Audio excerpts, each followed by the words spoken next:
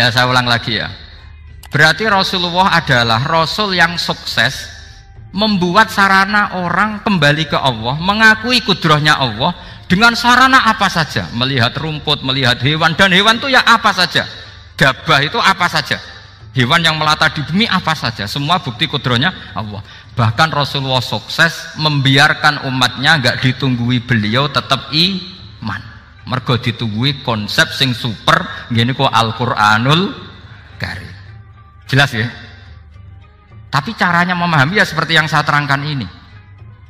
Ya saya baca lagi ya yang jadi annal mu'jizati pakai jamak muannas salim, annal mu'jizati al-madiyata, mukjizat-mukjizat yang sudah kelewat itu kanat khisiatan, bersifat fisik, tusyahadu bil absor, hanya bisa dilihat dengan mata kepala, karena qoti soleh wa asa Musa, wa mu'jizatul Qur'ani tusyahadu bil basirah. Sementara mukjizatnya Quran disaksikan dengan mata hati, dan setiap orang punya mata hati. Fayakunu man yattabi'uhu li ajliya aksar. Li annal ladzi yusyahadu bi ainir ra'si yang qaridu bin qiradi musyahidihi. Wal ladzi yusyahadu bi ainil aqli baqin yusyahiduhu kullu man jaa ba'dal awal mustamirron.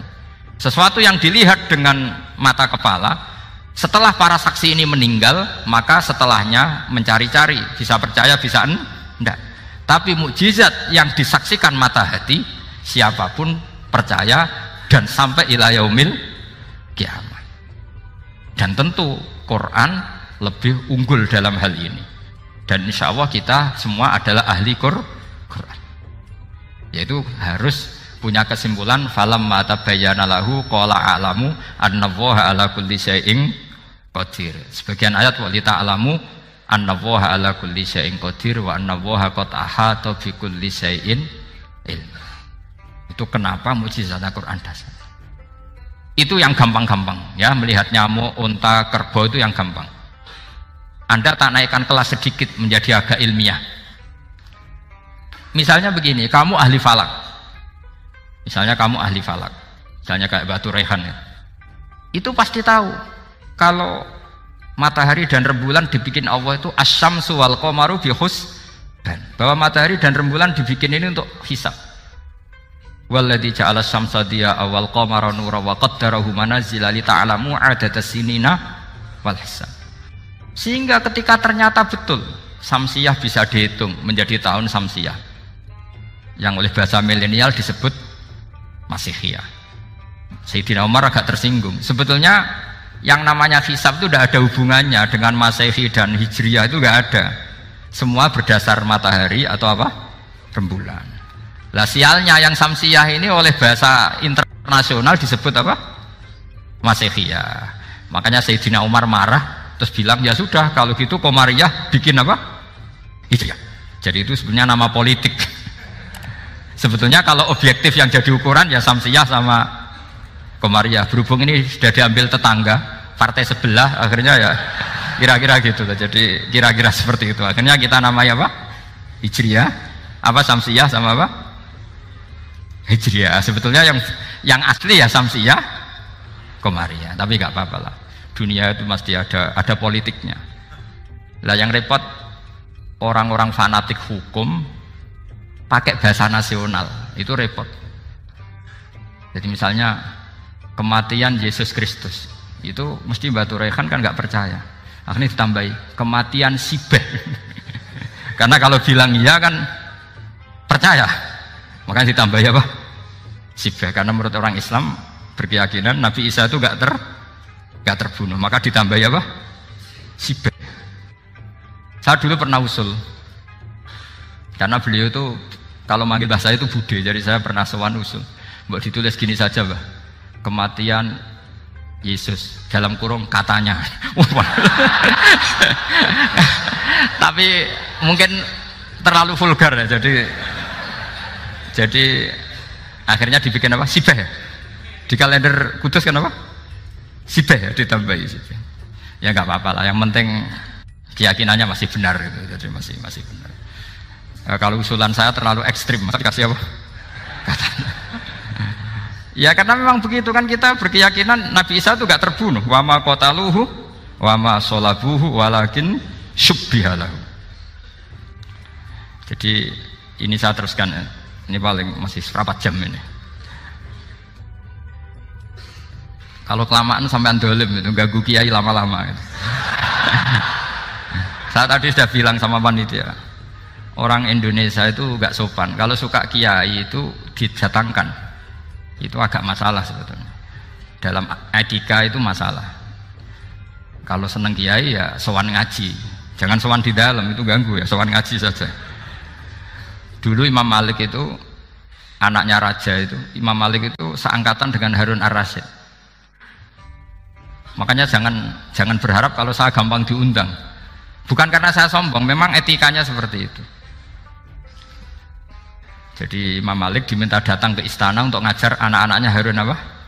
Ar-Rasyid. Masyhur Imam Malik tersinggung terus kata bilang, al ilmu yu'ta la ya'ti. Ilmu itu disowani bukan sowan. Akhirnya Harun Ar-Rasyid minta anak-anaknya datang ngaji ke Imam Malik. Itu anak presiden. Imam Malik berani, al ilmu yu'ta la ya'ti. Tapi kalian beruntung karena saya hormat sama mbah-mbah saya yang di sini. Wong makom buyut saya itu ya berarti apa ya? Selatannya makamnya Sayyid Ja'far Shadiq itu di situ kan ada makamnya Mbah Soleh, Mbah Maksum, itu mbah-mbah saya. Nah, makanya dulu saya ngaji di sini lama di Damaran itu. Maksudnya lama itu ya mungkin setahun. Karena saya memang mulai kecil di sarang, sampai sekarang saya masih ngajar di sarang. Tapi dulu cukup ya, karena saya kesini sudah hafal Quran, jadi hanya setor setiap hari satu juz, jadi cepat lah. Saya tidak punya masalah ingatan, alhamdulillah, jadi cepat hafal. Saya terangkan lagi ya, ini penting ya, masalah mukjizatnya Quran. Selama ini orang tuh mau bilang tok, mukjizatnya Quran itu dahsyat, tapi nggak bisa menerangkan, itu masalah. Makanya kita harus bisa menerangkan mukjizatnya Al-Quran dahsyat itu apanya. Yaitu tadi, tongkatnya Nabi Musa hanya disaksikan oleh orang yang di era itu. Toh tujuannya mukjizat adalah diakui kemudian orang menjadi iman. Lalu Rasulullah SAW beliau sudah intaqala ila rafiqil a'la. Tapi konsepnya Quran menjadikan orang yang nggak ditunggui beliau tetap iman ila yaumil kiamah. Itu yang maksud fa'arju an aku na aktsarahum tabi'an yaumal kiamah. Mukjizat saya itu cukup Quran kata Nabi, dan dengan mukjizat itu orang akan iman ila yaumil kiamah. Caranya seperti ini. Karena tadi sedahsyat-dahsyatnya mukjizat tujuan utama orang terdikte supaya ikror ngakui kudrohnya Allah. Lah ngono kok ngenteni tongkat sakti lah opo? Cukup deloknya. Paham nggih? Jelas ya? Alhamdulillah, mau naik kelas ini sudah benar ini sudah benar. Terus kedua begini, kedahsyatan Quran lagi. Quran itu bisa merunut, mentartibkan logika. Bahkan logika ini logika yang universal. Siapa saja merasakan logika itu. Misalnya begini. Dulu orang kafir itu punya Tuhan banyak. Tentu yang dipertuhankan yang mana? Yang dipertuhankan itu banyak. Karena pikiran mereka urusan banyak, problem banyak, ya Tuhannya harus banyak. Ada BPKB 3D kan, istri cerewet macam-macam lah, itu kan problemnya banyak, maka Tuhannya harus banyak. Karena Tuhan itu maknanya penyelesai masalah. Sehingga kalau masalahnya banyak, Tuhan harus banyak. Ketika Rasulullah membawa konsep satu Tuhan, mereka janggal. Makanya mereka bilang, aja'alal alihata ilaha wahida inna hadza la syai'un ujab. Masa Tuhan satu? Ini aneh, nggak bisa. Tuhan harus banyak, karena masalah kita banyak. Itu terpatri, di otak mereka terpatri. Lalu Nabi dengan santai diajari Allah menerangkan. Andaikan kalian punya majikan banyak dan perintahnya beda-beda, kamu suka enggak? Ya enggak suka, mat, enggak enak. Punya majikan banyak itu udah enak. Milih mana majikan banyak sama satu? Satu aja, mat. Tuhan kamu adalah majikan kamu. Kalau banyak kamu bingung. Ya mat, satu aja mat. Itu segampang itu. Jadi menggiring, Tuhan itu kan bos kita, tuan kita.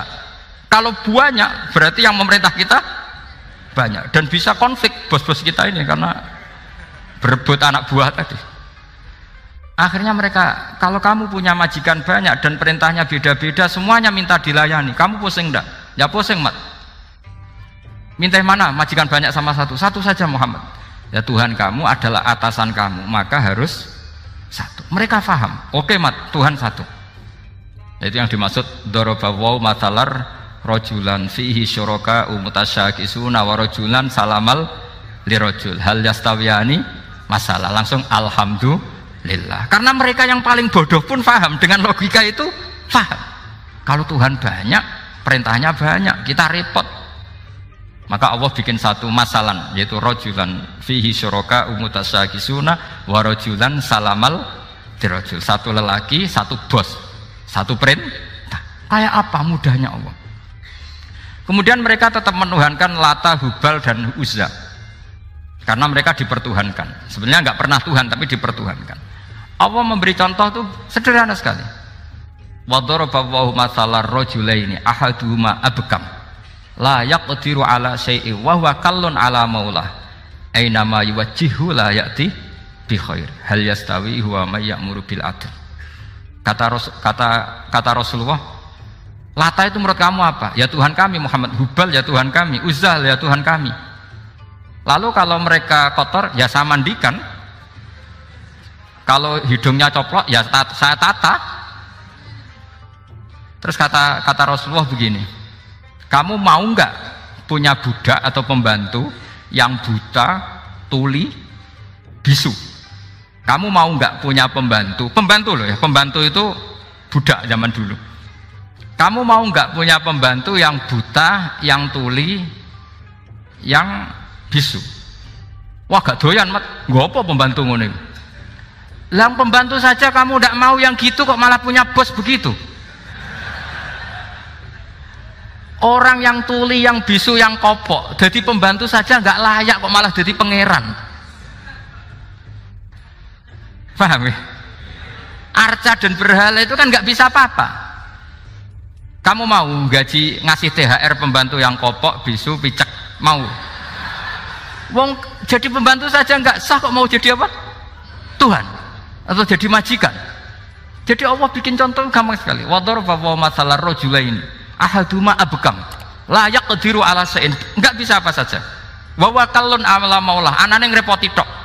Inama yuwajjihu la yati bi khair.